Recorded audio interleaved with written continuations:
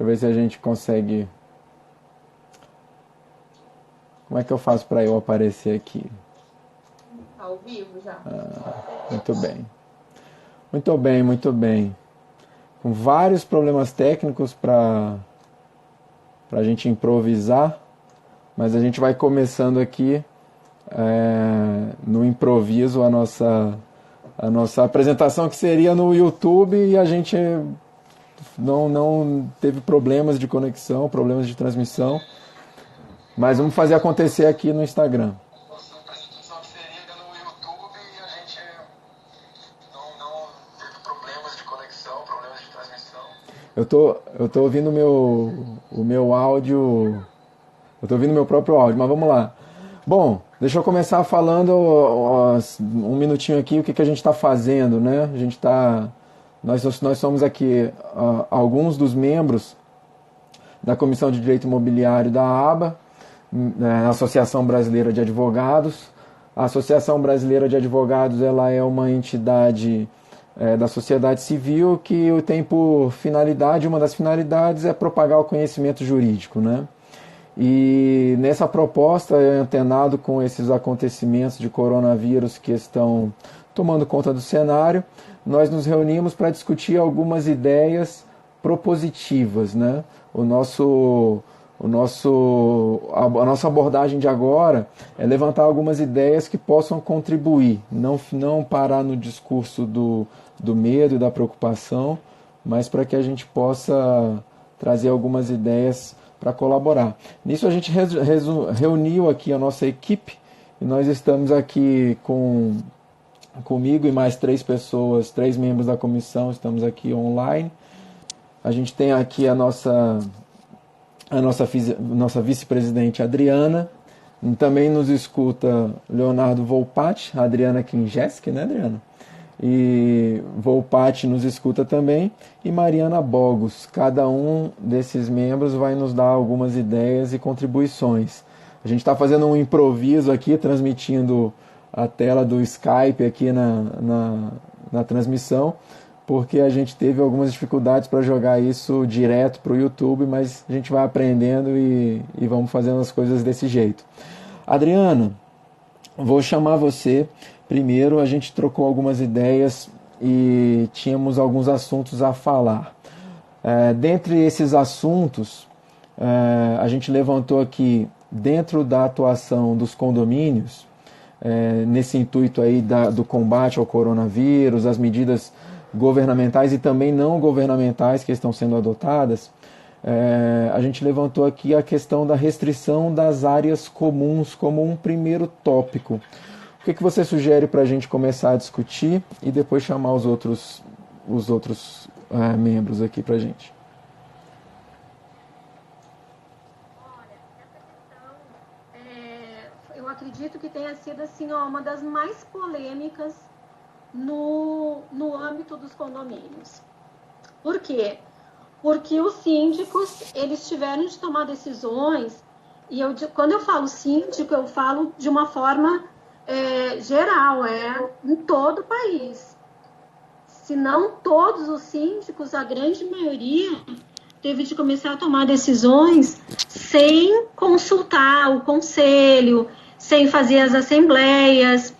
E exatamente por isso é que se teve alguns problemas aí, porque algumas pessoas não aceitaram, né? O que eles tiveram de interditar? Interditaram piscina, os espaços comuns, academia, salão de festas, churrasqueiras, serviços não essenciais, exatamente como nos decretos.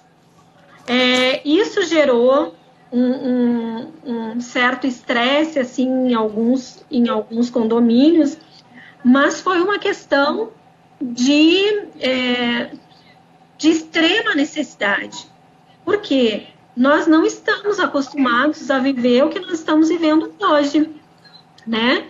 E ou o síndico toma a decisão, ou ele próprio poderia estar cometendo uma infração civil e uma infração criminal, por estar descumprindo o Código Penal também, né? Então, agora, nesse momento, me parece que as pessoas já estão começando a entender, os condôminos já estão começando a entender da necessidade dessas restrições.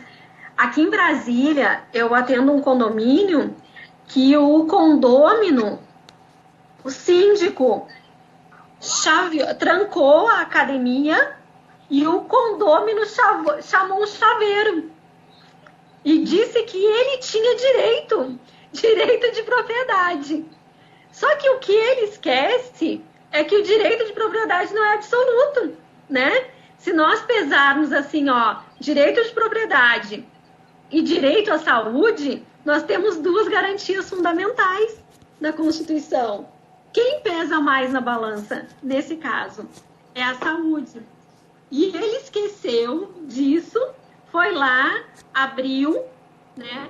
E eu e a contadora solicitamos que ele fizesse um boletim de ocorrência, porque ele estava cumprindo um decreto, né? Um decreto do Distrito Federal e que diz o quê?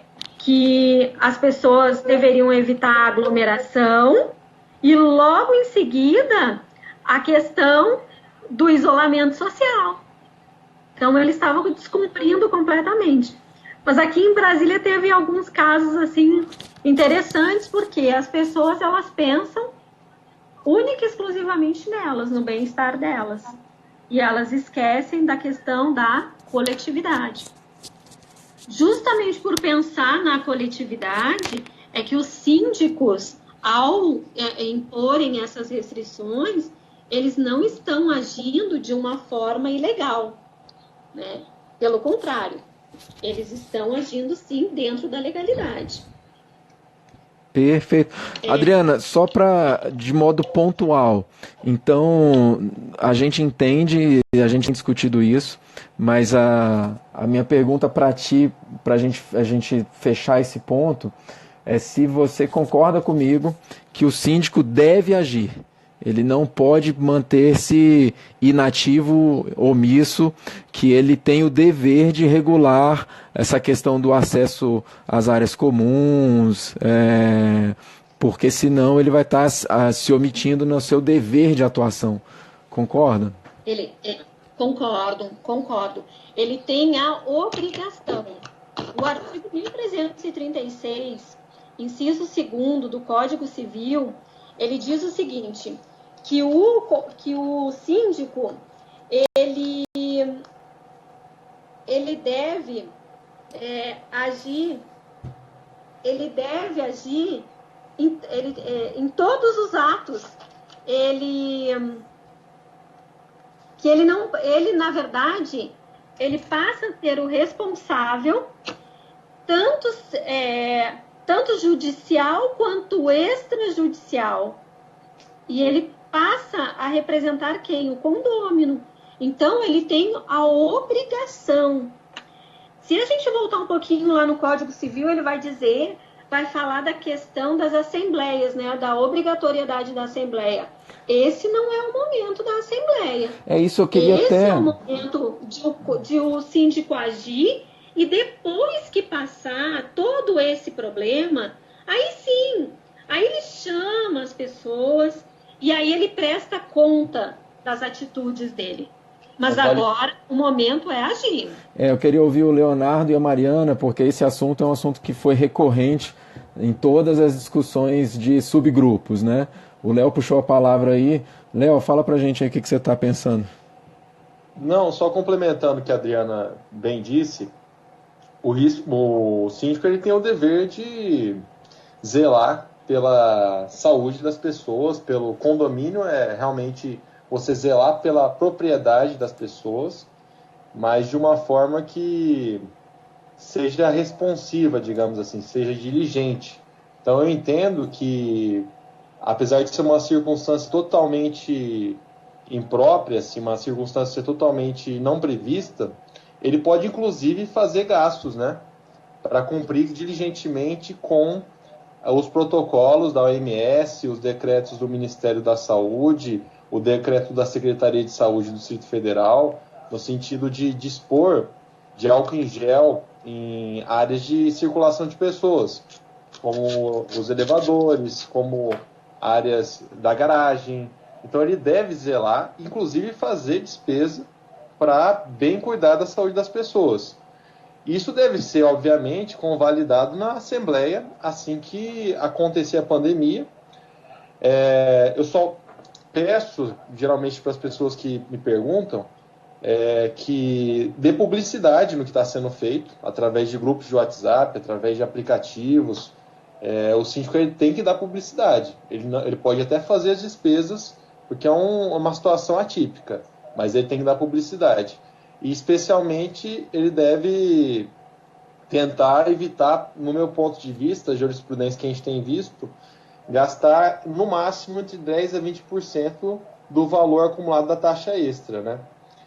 Então, assim, se o síndico hoje não fizer as diligências para evitar, colocando álcool em gel e cuidando da movimentação de trabalhadores, colocando orientações da OMS, do Ministério da Saúde, ele, inclusive, pode ser responsabilizado. Então, não é uma questão apenas de uma opção dele fazer. Ele tem que fazer. Bacana. Obviamente que se ele for acionado judicialmente, ele pode tentar justificar desviar realmente da responsabilidade de uma forma a dizer da falta de recursos do condomínio na ocasião para praticar os atos. Mas, tendo caixa, ele tem o dever de praticar os atos. Léo, deixa eu resumir, que eu vou chamar a Mariana para falar, mas antes, só fechar contigo aqui. Uma questão que eu sempre oriento, e me parece que isso vale, inclusive, para empresas em geral, saindo do âmbito do condomínio, é que, número um, nós estamos num momento excepcional, decisões excepcionais serão tomadas, mas até para que essas pessoas que estão à frente, no caso do condomínio síndico, elas precisam se respaldar com documentação no sentido da comunicação que foi feita aos condôminos, no sentido dos orçamentos que foram tomados, porque que ele pode comprar, ele pode ter despesa extraordinária de modo direto por uma questão emergencial. Acho que todos concordamos, mas é bom que se registre que ele fez uma pesquisa, ainda que mínima, que ele tenha isso documentado para que numa eventual situação posterior ele tenha respaldo e justificação. Tu me acompanha, Léo? Com certeza. Ele tem, obviamente, as relações da responsabilidade condominial tem o guarda-chuva da boa-fé objetiva e do dever de diligência e de prevenção, né? Tanto a vida das pessoas, da saúde, e também questão da propriedade em si, né? Zelar pela coisa, digamos assim, compartilhada entre as pessoas, e muitas vezes zelar pelas coisas compartilhadas você limpar bem elas para não ser contaminado outros condôminos. Beleza. Mariana, deixa eu te chamar aqui, enquanto a Mariana vai se apresentando, vai dando um oi aí pra gente. Eu queria puxar um tema que a Márcia Adriana, a Adriana chamou pra gente, e eu vou continuar com a Mariana. A Adriana primeiro sugeriu a questão das assembleias. Não é exatamente obrigatório, mas é quase regra geral que as assembleias ordinárias elas entrem no começo do ano, e é exatamente esse momento que a gente está vivendo. Então a Adriana sugeriu que a gente não fizesse as assembleias. Mas, por outro lado, existe uma prática inovadora que está sendo trabalhada em vários condomínios, e a Mariana vai falar para a gente. Eu queria saber das assembleias virtuais. Então, Mariana, é uma ideia boa, ela é viável, juridicamente sustentável? O que você tem visto? No momento, o que mais preocupava os síndicos era a questão do vencimento do mandato, né? Agora, em março, normalmente ocorrem as assembleias ordinárias, e vários condomínios começaram a ventilar a ideia de talvez fazer assembleias virtuais para evitar a aglomeração dos condôminos nessa ocasião, né? Como a Adriana falou, eu acredito que não é o momento de fazer assembleia, e apesar da assembleia virtual ser um instrumento que está à disposição, né, dos condomínios, ela tem que ser pensada com muito mais calma, né? Então, assim, para esse momento emergencial que estamos vivendo, eu acredito que a melhor saída seja adiar as assembleias presenciais e, com o passar do tempo, talvez adotar a assembleia virtual. Como que funciona a assembleia virtual? A nossa legislação, ela não traz nenhum tipo de proibição a respeito da realização da assembleia virtual. O que acontece? Tem que se verificar se a convenção do edifício permite ou proíbe essa adoção da assembleia virtual. Caso ela não tenha nenhuma disposição proibitiva, entende-se que sim, é possível realizar a assembleia. Como que funciona, né? Várias empresas hoje oferecem plataformas e aplicativos para que os condôminos votem de forma online, né? Então, não que as assembleias presenciais vão deixar de existir, elas também podem existir de forma mista. Então, pode existir a convocação, na convocação vai estar disposto que aquela assembleia também vai ser realizada de forma virtual.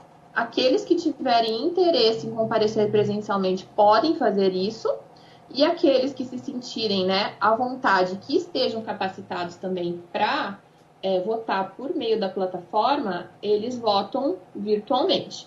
Então, assim, a proposta da Assembleia Virtual não é, de forma alguma, excluir totalmente as assembleias presenciais, mas sim facultar, né, a adesão daqueles que desejam fazer isso de forma remota.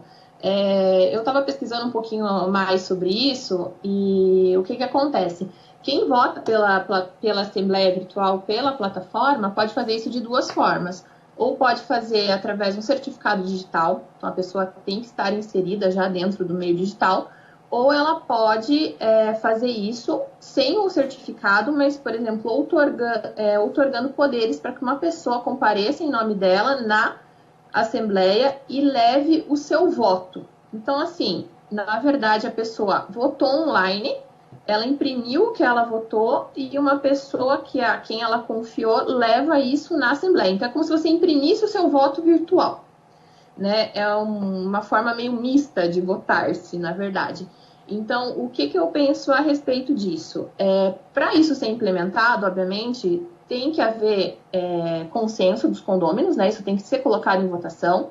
Tem que verificar se a convenção de condomínio permite essa alternativa e também tem que capacitar todo mundo. Então, assim, é um tipo de instrumento que pode encontrar resistência, principalmente nos edifícios onde tem pessoas de mais idade, que não tem tanta afinidade com a tecnologia, mas eu acredito que é um instrumento muito útil a ser adotado daqui para frente, né? Talvez não seja exatamente o melhor meio agora durante uma pandemia, porque teria que capacitar todo mundo, mas eu acho que o que está ocorrendo desperta na gente a necessidade de fazer as coisas de forma mais remota, né? Então, muitas vezes a pessoa não comparece na Assembleia, a Assembleia não tem o quórum, né, adequado para mudar algumas coisas, como, por exemplo, conversão de condomínio, alteração de regimento interno, alteração de fachada. Então, eu acho que a adoção da Assembleia virtual pode sim proporcionar um maior quórum, um maior comparecimento, e inclusive tem um projeto de lei, né, de uma senadora chamada Soraya Tronic, que ela quer alterar o Código Civil, o artigo 1353, né, inclui o 1353-A, para proporcionar que, por exemplo, se é convocada uma assembleia para alteração de fachada do condomínio, que a gente sabe que precisa de unanimidade, essa assembleia poderia ser concluída de forma virtual. Então, as pessoas poderiam... o quórum poderia ser alcançado se fosse adotada essa assembleia virtual.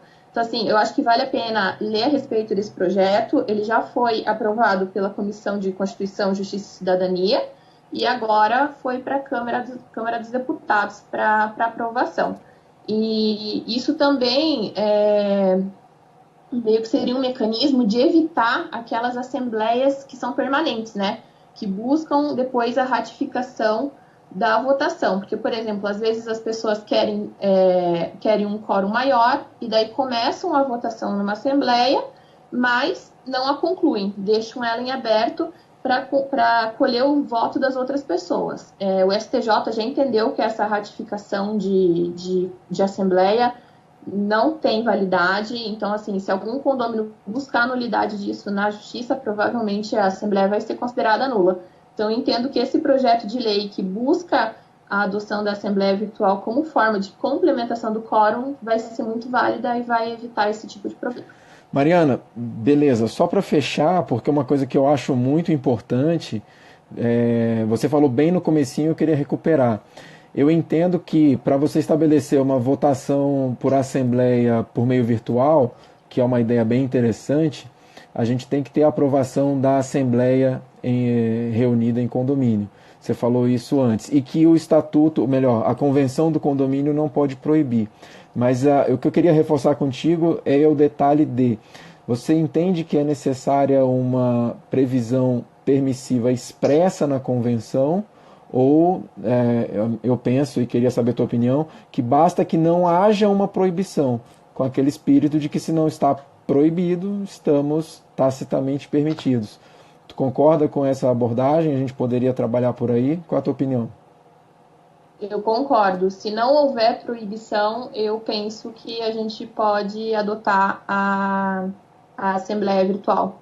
Então, basta não haver a proibição expressa, né? Porque o síndico ele tem a competência de convocar a assembleia, né? Conforme está disposto no Código Civil, e não há nenhuma proibição em relação ao meio, né, de realização da assembleia. O que a gente tem que ficar atento é que a forma de convocação da assembleia tem que ser válida, né, e tudo mais, mas se ela vai ser realizada no meio virtual ou presencial, isso é indiferente, até porque depois da assembleia virtual vai ser realizada a ata, né, a ata da assembleia, e isso pode ser levado a registro da mesma forma que é feito com a assembleia presencial. Então, todos os requisitos de validade que a lei exige, eu entendo que estariam presentes, sem nenhum problema. Bacana.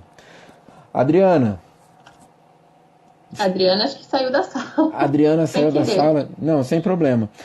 Tem um tema na pauta e a gente pode, de repente, começar com a Mariana de novo, né? Embora, só para manter o fluxo aí, a gente volta com a Mariana. Mas a gente discutiu, nós três, eu, Mariana, o Léo vai falar já, a respeito da rede hoteleira, nesse momento de surto de coronavírus, funcionar. Bom, abrindo parênteses, né? Todos estamos preocupados com as questões de saúde, e, em primeiro lugar, é claro que sim, mas todos sabemos que a vida daqui a 3, 4 meses vai continuar e a gente precisa ter visões para a retomada, né? O cenário econômico talvez não seja emergencialmente o primeiro lugar, mas ele não deixa de ser importante. Acho que todo mundo concorda com isso. E a questão é que dentro aqui da discussão do direito imobiliário, um ponto que está francamente, vamos dizer assim, em xeque é a rede hoteleira, no sentido de que viagens estão sendo canceladas, enfim, né, eventos, etc. E, de repente, surge a ideia que está sendo colocada em prática em alguns lugares da rede hoteleira funcionar como um lugar apto a receber pessoas que estão com diagnóstico positivo do coronavírus. E funcionando como uma alternativa mais interessante do que manter a pessoa contaminada junto com seus familiares em casa, que não tem o preparo para ter o cuidado e evitar a contaminação. Acho que a gente começa aqui com a Mariana e depois passa para o Léo, pode ser? Mariana, manda bala aí, o que você pensou sobre isso? O que você viu aí acontecendo? Bom, esse assunto despertou um pouco da nossa curiosidade, porque começaram a ser veiculadas notícias a respeito de redes hoteleiras no Paraná e em São Paulo, né, estarem disponibilizando as habitações para abrigar também os profissionais de saúde envolvidos no combate à pandemia, né? Então, como esses médicos, enfermeiros, né, têm famílias e normalmente não tem como se desvincular disso, está sendo proposto que eles fiquem hospedados em hotéis, né, enquanto essa pandemia acontece. Eu acho uma excelente ideia, né, a gente tem que apoiar com toda certeza os profissionais da saúde nesse momento. Eu acho que essa iniciativa do governo e dos empresários que estão disponibilizando essas habitações também é muito legal. E, como você falou, também tem redes hoteleiras em São Paulo, no Rio de Janeiro, que querem receber os infectados, né, pelo coronavírus. Por quê? Porque a taxa de ocupação tem sido mínima. Então, vários hotéis, por exemplo, vou até citar aqui, porque isso foi veiculado, a Rede Bourbon, em São Paulo, ela já ofereceu, né, as habitações. E também no exterior tem uma iniciativa lá em Londres que eles estão oferecendo habitações para moradores de rua, né? Que pessoas em estado de vulnerabilidade e tudo mais. Então, eu achei bem legal isso e chamou a atenção. Acho que o Léo vai poder complementar sobre essa iniciativa das redes hoteleiras e falar um pouquinho mais sobre isso. Léo, se apresenta aí porque você está na frente desse debate aí com a rede hoteleira, né? Conta aí do teu trabalho. O nosso escritório ele advoga para algumas entidades hoteleiras. A gente tem conversado muito com a Accor, que tem mais de 300 hotéis no Brasil. A gente trabalha também com vários resorts. E assim, desde a semana passada, a gente vendo as projeções de evolução,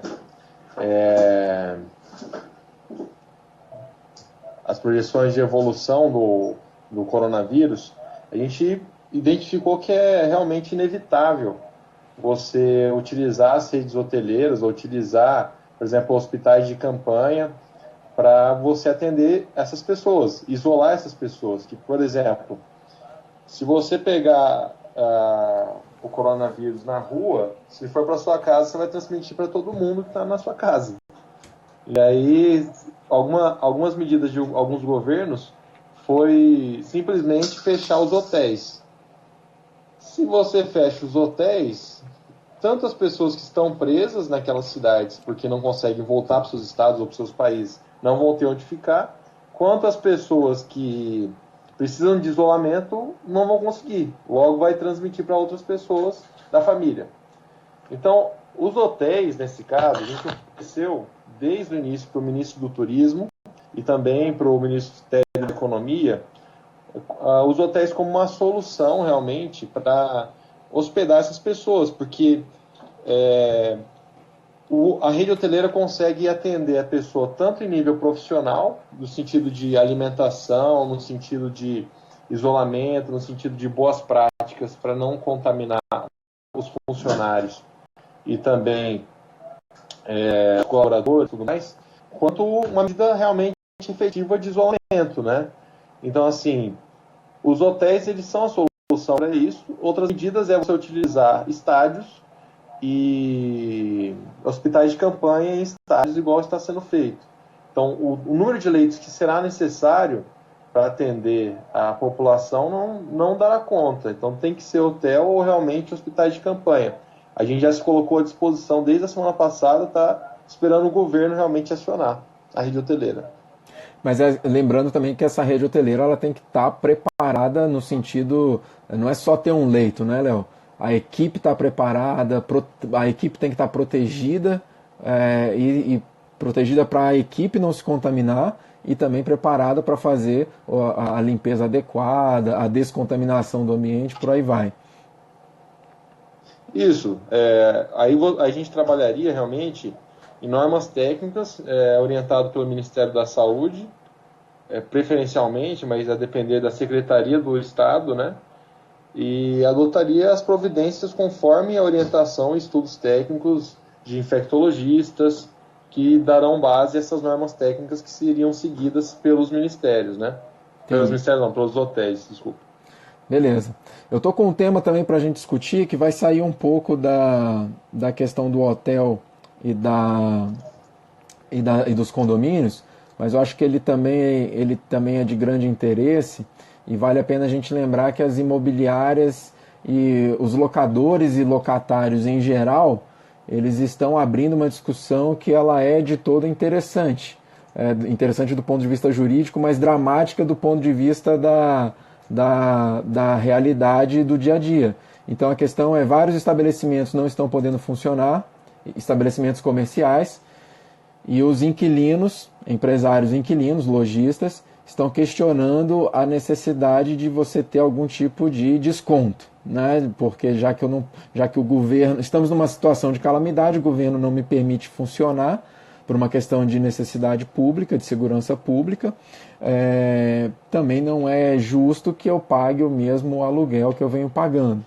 E quando o debate surgiu, eu confesso aqui que a princípio eu não tinha entendido a dimensão do problema e no começo me manifestei negativamente, mas depois o debate foi amadurecendo e a gente vê que você tem aí uma situação, a gente tem aí no mercado uma situação de teoria da imprevisão, da imprevisibilidade, né?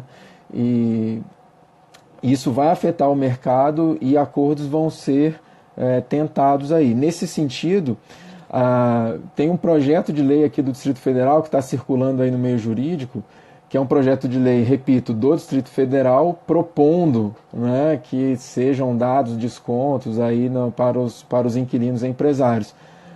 Esse projeto de lei ele tem a sua constitucionalidade extremamente questionada, porque ele está legislando sobre questão de direito civil, e a gente sabe que o direito civil é norma de competência exclusiva da União, mas de toda forma ele abre um debate. E aí o que a gente tem falado para os nossos clientes, e aí eu vou jogar a opinião e abrir para vocês comentarem comigo, é que eles tenham, pelo princípio da boa-fé, para que a gente não tenha situações tanto do ponto de vista de inquilinos, que não estão assim efetivamente tão prejudicados pela situação, como do ponto de vista de locadores também, mas que os inquilinos principalmente, que vão buscar aí algum tipo de desconto, de redução, que trabalhem aí com a sua contabilidade, com a sua documentação, que elas consigam apurar qual é o tamanho do prejuízo que elas estão sofrendo pelas medidas, sobretudo pelas medidas do governo, mas não necessariamente, mas não exclusivamente essas, para que numa possível ação judicial isso tenha respaldo do ponto de vista da contabilidade financeira. Então eu estou buscando um desconto porque naquele período eu tive uma efetiva redução do meu faturamento. E eu acho que a discussão vai por aí. E aí eu queria perguntar, vou começar puxando lá para a Adriana, que voltou agora. Deixa eu liberar teu microfone aqui. E tu me diz aí o que você está pensando, Adriana. Adriana, me escuta? Dá um sinal para mim. A Adriana voltou para a chamada, mas não sei se ela continua na chamada. Bom, não estamos ouvindo a Adriana. Mariana, o que tu pensa desse cenário aí dos aluguéis? Bom, é um assunto polêmico, mas que já foi amplamente discutido em vários perfis e redes sociais, né? Então, cada profissional tem sua interpretação. E o que eu penso a respeito é que agora é uma época de diálogo entre os contratantes. Vai ser extremamente necessário mediar renegociações, realizar acordos. Por quê? Porque a gente ainda não pode contar com o entendimento do judiciário a respeito, né? A gente não tem ainda um entendimento consolidado a respeito de situações assim.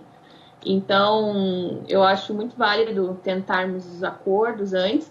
E se formos partir para o judiciário, não vai adiantar abarrotar o Poder Judiciário com esse tipo de demanda sem uma efetiva comprovação do prejuízo, por exemplo, do inquilino, né? Que as operações foram afetadas e tudo mais. Uma mera alegação não vai nos ajudar. Então, é importante, como você falou, realizar toda a escrituração contábil, apurar os prejuízos, o que teve de lucro, o que não teve, para daí sim tentar partir para o Poder Judiciário. Bacana. Adriana, você me escuta?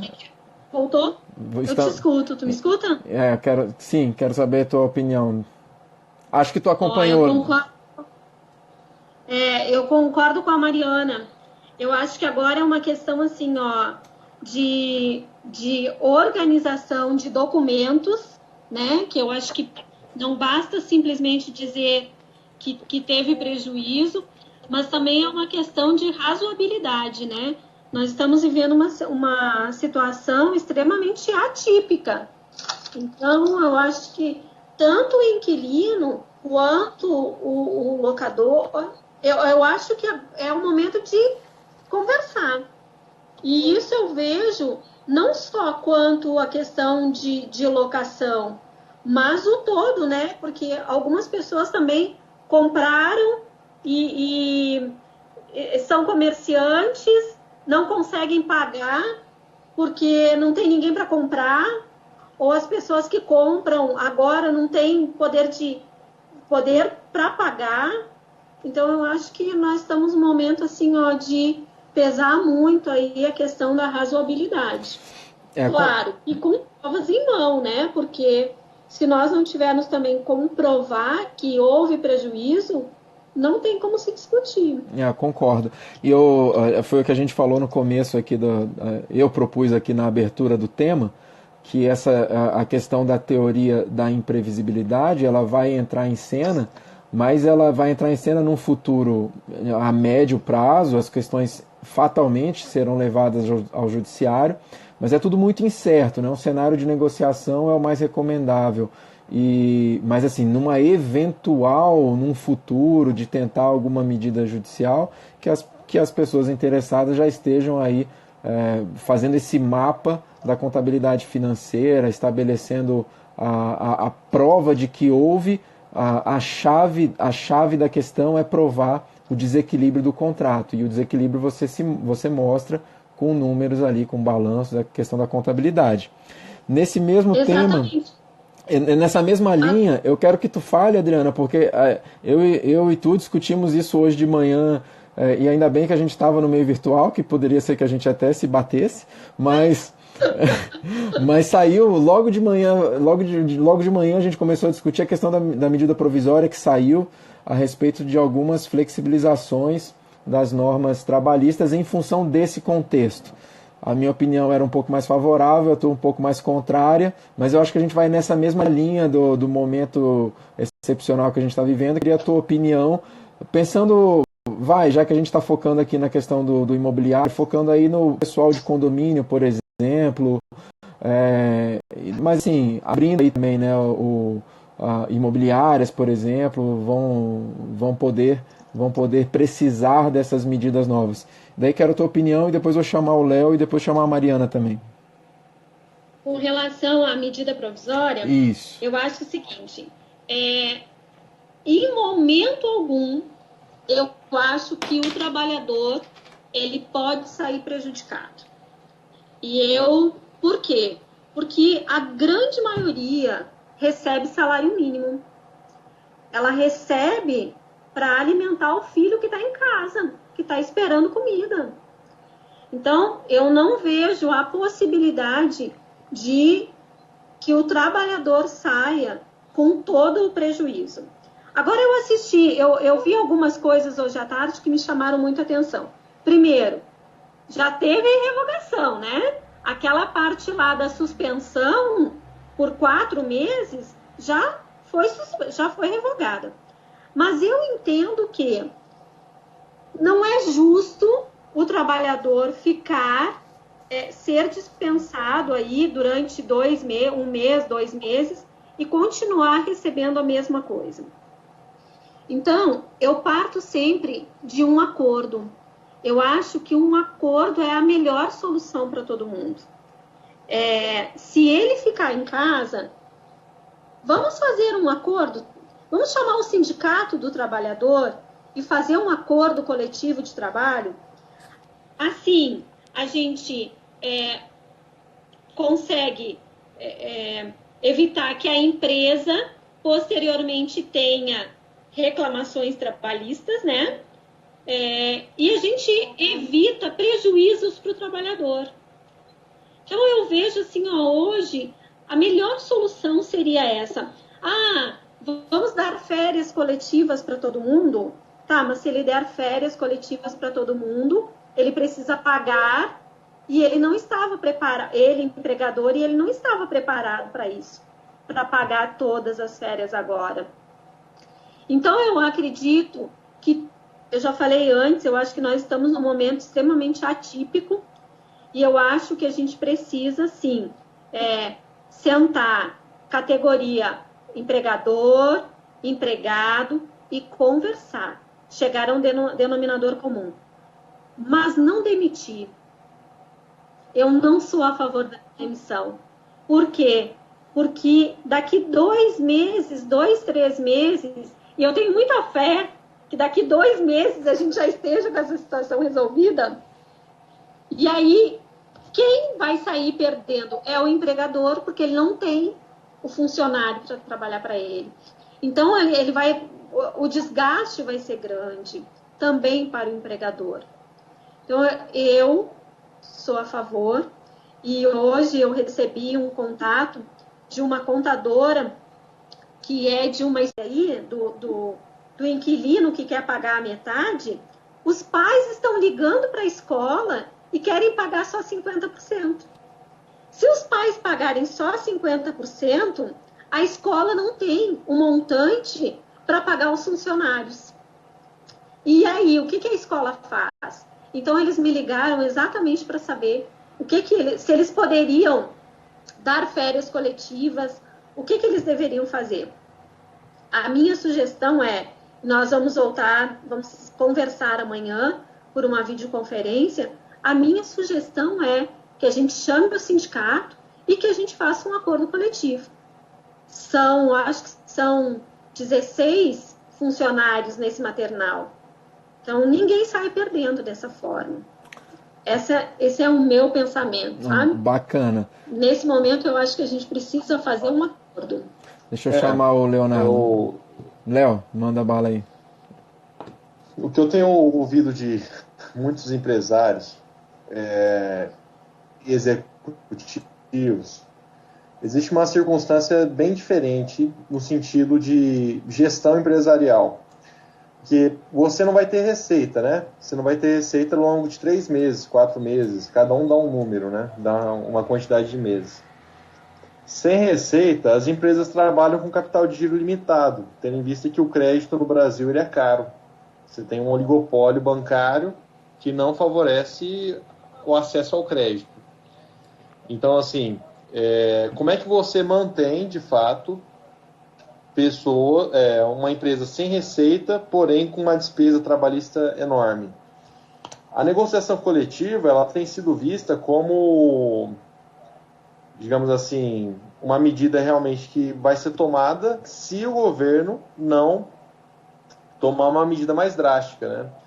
No sentido de permitir, por exemplo, que a liberação do seguro-desemprego, FGTS e tudo mais, para os empregados imediatamente, que inclusive é dinheiro deles, né?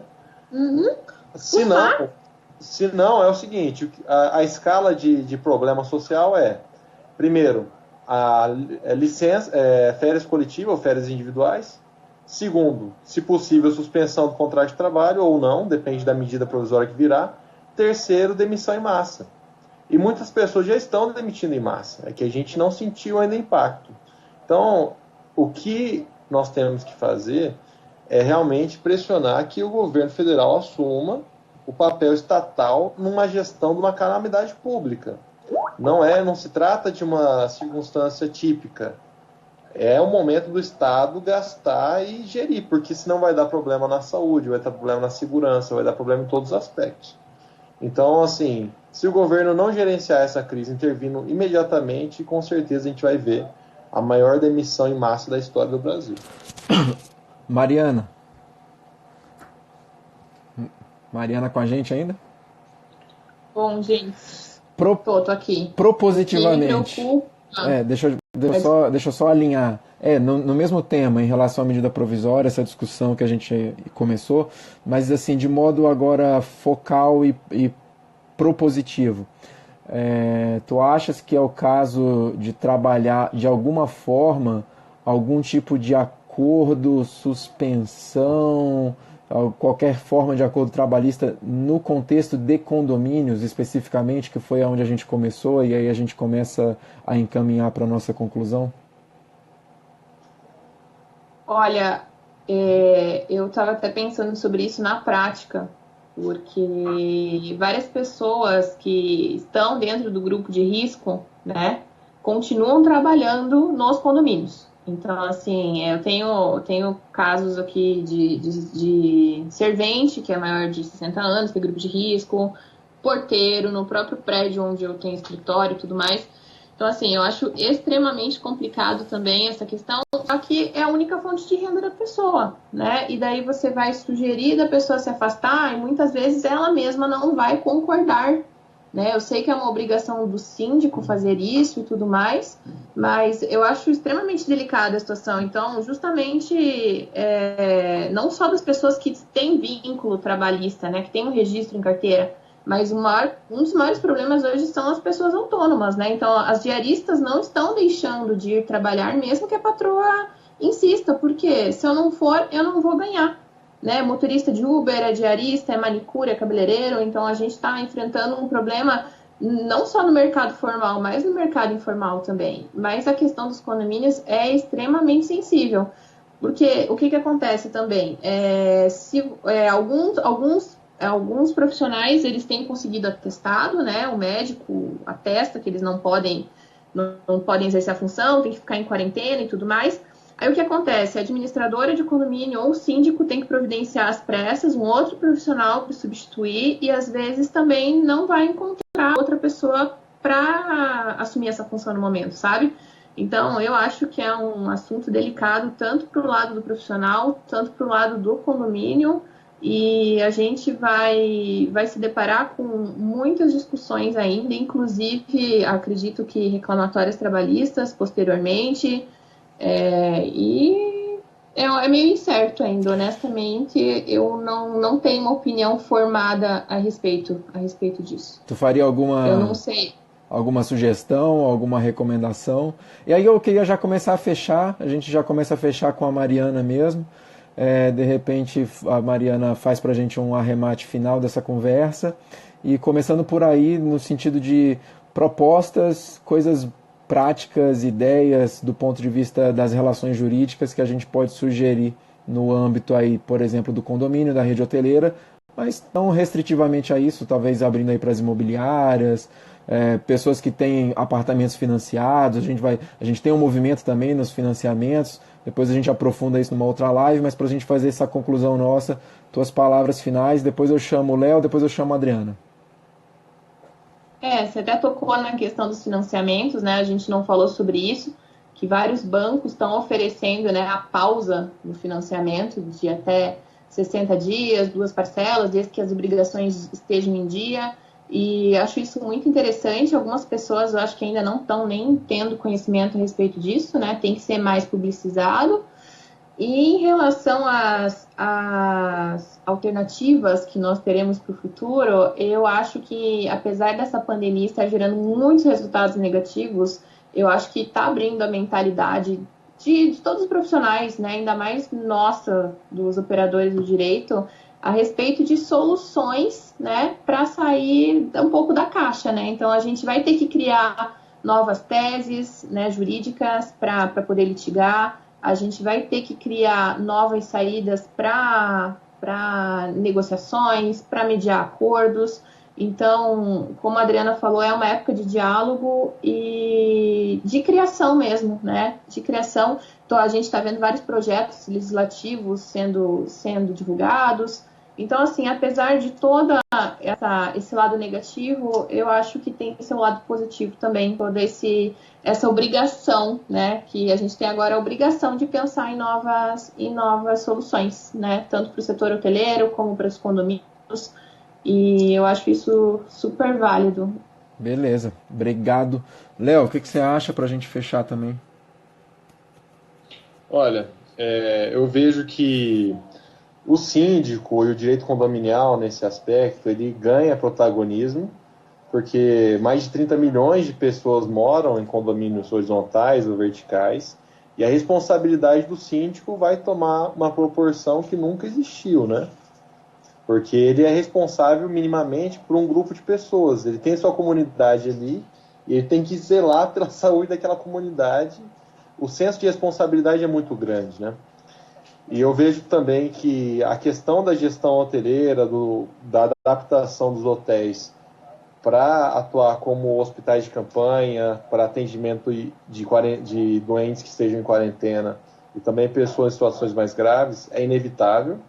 O que nós temos que fazer realmente é conscientizar o governo de aceitar isso porque é a maneira mais fácil, mais rápida de você isolar as pessoas, resolver um problema econômico também e tentar voltar o mais rápido possível à normalidade econômica das relações comerciais. Porque se a gente ficar 3 meses parado, igual está se defendendo, e não tomar outras medidas imediatas, o país vai quebrar, né? Então, assim, a gente precisa alocar os problemas para os locais certos, com as pessoas para tratá-los de maneira profissional, para que a gente consiga vencer isso. Bacana, Léo. Adriana, você faz o nosso fechamento, então? Bom, eu acho, eu caí antes, eu saí antes na hora em que a Mariana estava falando sobre as assembleias. E essa semana não, dia 20 saiu uma decisão judicial do TJ de São Paulo, porque um condomínio precisaria fazer a assembleia para nova escolha de síndico, e agora não é o momento. Então, o que eles optaram? Eles optaram por fazer um pedido de prorrogação de prazo para o judiciário. A minha opinião é a seguinte: gente, nós estamos assim, com milhões de problemas agora. Eu não acho que agora seja o momento de a gente ter de recorrer ao judiciário também para pedir uma prorrogação de prazo para isso.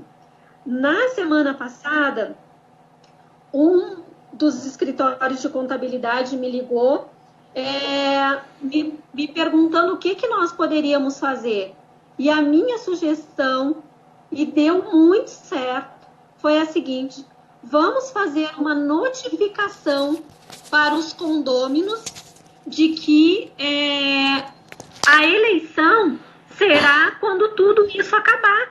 Porque agora nós não podemos colocar em risco a vida, que é o bem mais precioso.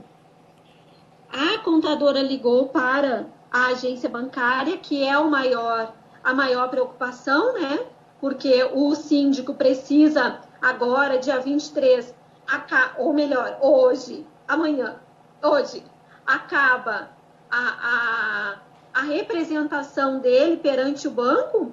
Então, o que poderia ser feito? O gerente, ele foi assim, fantástico.